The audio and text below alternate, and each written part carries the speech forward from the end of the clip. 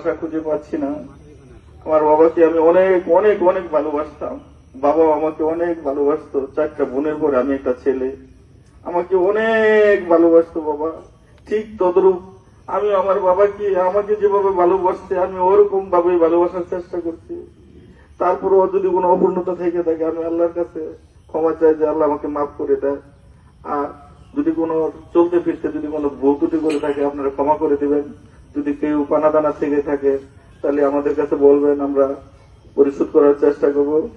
সকলকে আমার জন্য দোয়া করবেন, আমার পরিবারের জন্য দোয়া করবেন, সবার সাথে যেন মিলেমিশে থাকতে পারি এই কামনায়। আসসালামু আলাইকুম রহমতুল্লাহি ওয়া বারাকাতুহু।